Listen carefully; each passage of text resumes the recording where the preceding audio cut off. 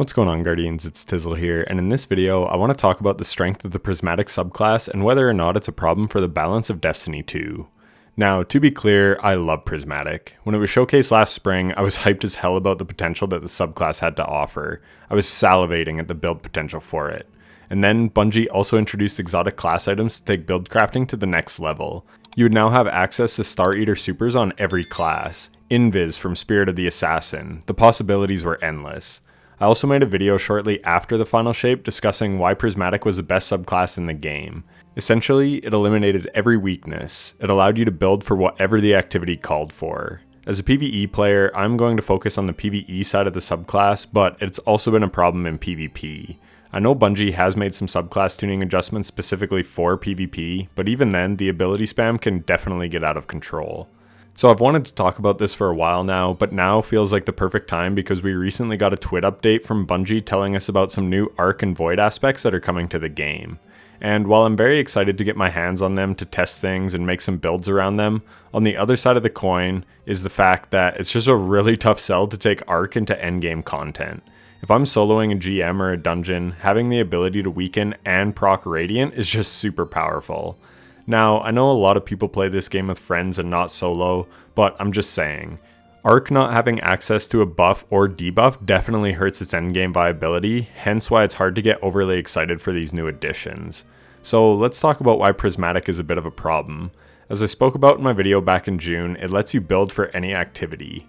If you need ad clear, you can build into that, and if you need boss DPS, you can build into that as well. And this effect is amplified as a solo player, which is mostly what I am. You can have access to Radiant and Weaken, so this alone just makes it exceptionally powerful. I soloed all the dungeons in Season of the Wish because we had the artifact mod Revitalizing Blast, which allowed your solar abilities to weaken enemies, and you could pair this with Ember of Torches to get Radiant from your melee ability, giving you a 25% damage buff and a 15% weaken, meaning you get a whopping 43.75% more damage. That is substantial. Granted, Bungie is nerfing Radiant to be 20% in Episode Heresy, but that is still 38% more damage when combined with Weaken. But back in Season of the Wish when I did those solo dungeons, it required an artifact mod to take Solar to the next level. Outside of Void or Prismatic, to get Weaken you need to run something like Buried Bloodline, meaning you can't use an exotic heavy weapon if you want to have some Weaken. And even then, Buried Bloodline only applies Weaken when you have Devour active, so it takes some work to even set up if you want to go that route. So this leads into what I spoke about back then, is that you never have to compromise with your loadout.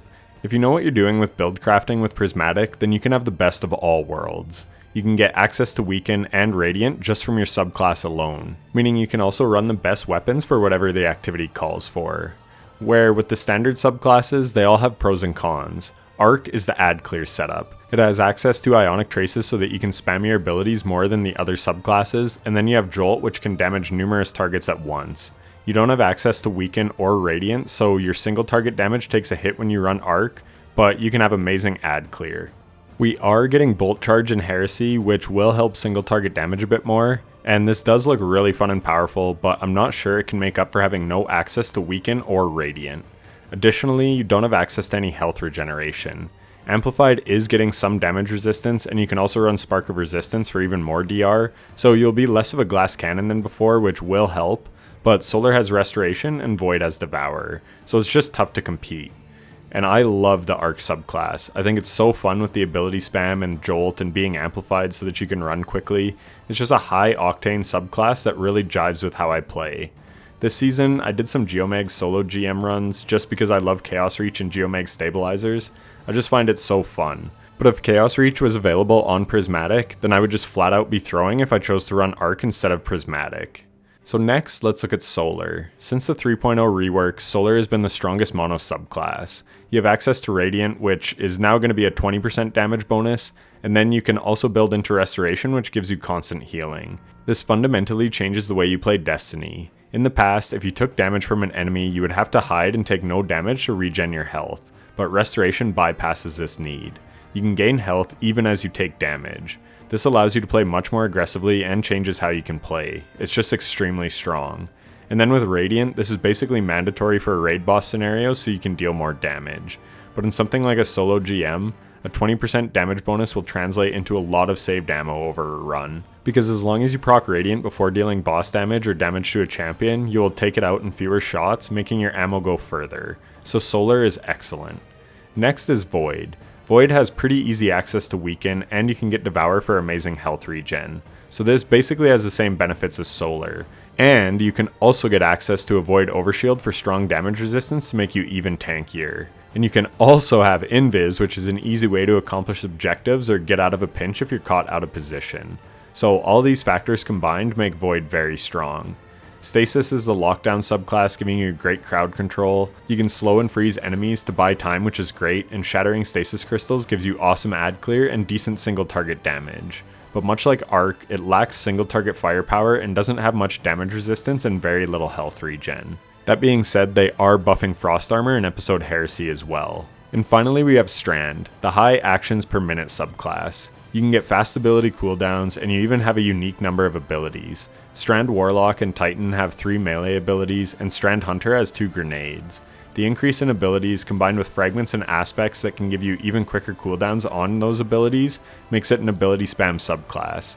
And then you have Woven Mail for even more damage resistance. So if you're still here, thanks for being patient. I know this is a video talking about Prismatic, and I just yapped about the mono subclasses for like 4 minutes. But I had to.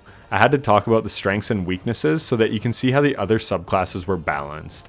Arc has amazing ad clear, but at the cost of single target damage. Stasis has great enemy lockdown, but again, a lack of single target damage.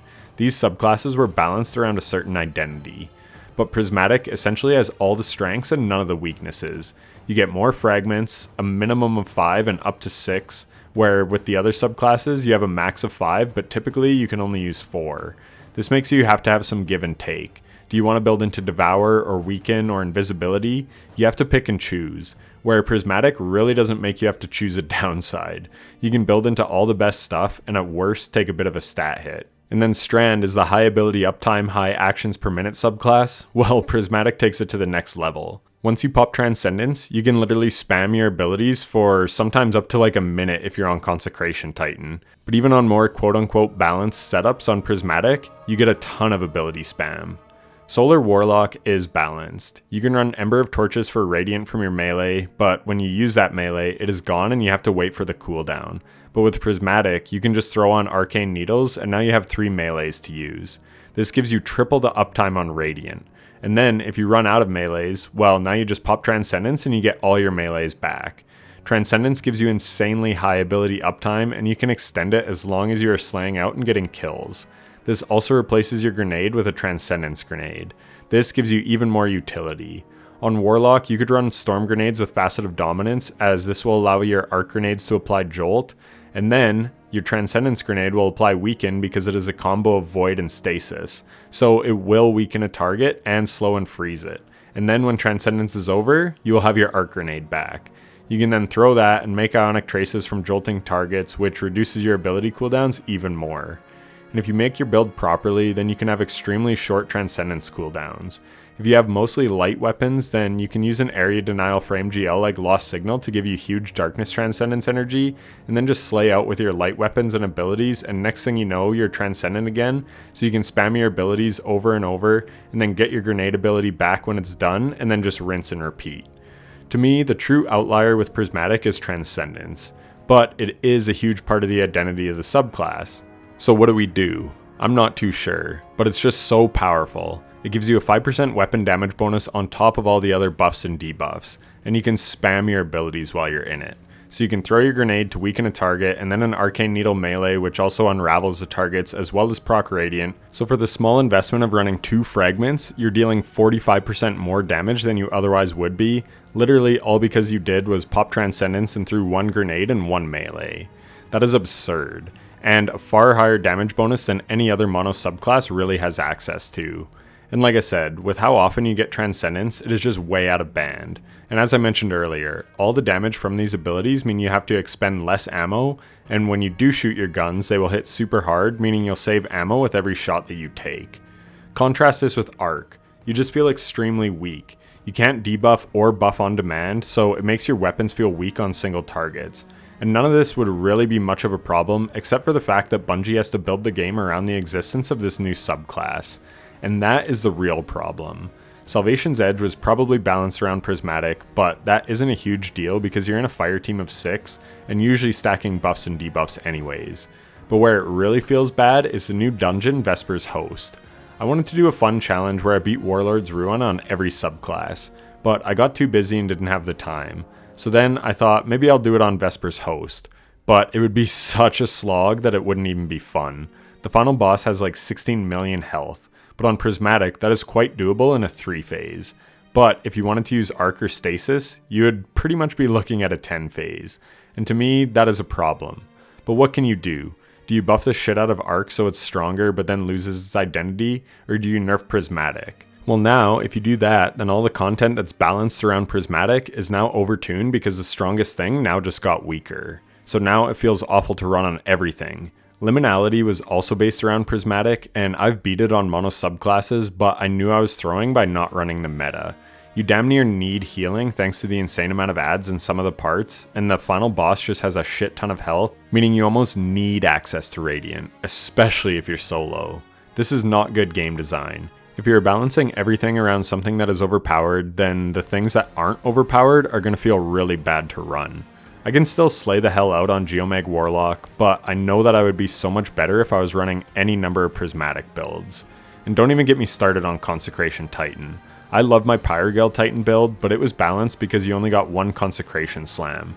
Now with Prismatic, you can run that with Frenzied Blade for 3 melee charges. So now you can spam Consecrations and just elite bosses or clear waves of enemies with total ease. You also have Knockout, so every time you kill something you get all your health back. And then when you run out, boom, pop Transcendence, and now your melees are back, and then rinse and repeat. And because you were getting so many melee kills and killing so many enemies, you get your super back very quickly. And then if you're running one of the Darkness supers, well then you can pop your super and then you get your melees back again when the super is done. And then you just spam melees again and pop Transcendence and the loop continues. You basically have infinite consecrations, which is wild. And yes, I know Bungie is hitting them with a big nerf, but here's the problem. That nerf is going to make it damn near useless on Solar. And then, on Prismatic, yes the consecrations won't hit as hard, but like I just identified, you can easily do like 12 consecrations in a row if you build into it properly. And that is why it is out of band.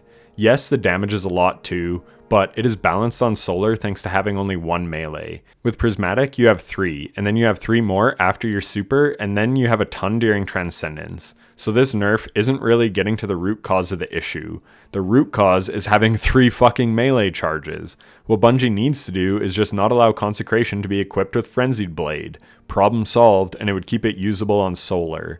But as of now, Consecration is far stronger on Prismatic than it is on Solar, and that sucks. And that is the other problem with Prismatic. The best builds on their mono subclasses are just flat out worse than they are on Prismatic. Celestial Golden Gun is way stronger on Prismatic. You can run a smoke bomb for a 15% weaken, plus getting Radiant when you throw that smoke. And then Facet of Courage gives you 10% more damage when an enemy is affected by a Darkness debuff, which you can easily get from a Duskfield grenade. So your Prismatic Goldie deals more damage than your Solar Goldie. Crown of Tempest Warlock is so much stronger in Prismatic than it is on Arc. I could go on and on with examples, but there is basically no example where the mono subclass exotic pairing is better than the Prismatic version. Obviously, Geomags don't work with Prismatic, but if you could run it on both, then it is basically always better to use it on Prismatic, and that's just a fact. So how the hell do you balance this? Well, I'm not sure. That's Bungie's job. But they've opened Pandora's box, so now they can't really go back. To me, the first nerf would be to Transcendence. It needs to have a cooldown much closer to a super. Being able to get it back in 1 Consecration and 1 Glacier Grenade is just not balanced at all. It has way too high of uptime. And it is not just Consecration Titan. Lots of builds can get super quick Transcendence cooldowns. So if they brought the Transcendence cooldown in line, that would help a lot. Outside of that, I think you should maybe increase the fragment slots on a lot of mono subclass aspects to 3 instead of 2. This would give you more build flexibility and potency on your mono subclasses without having to buff things.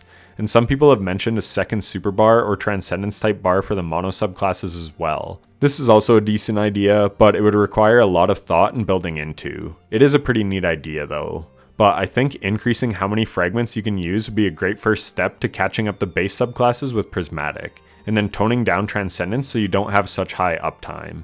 Anyways, that's pretty much it. Sound off in the comments what your thoughts are on Prismatic and how it has changed the game balance in Destiny.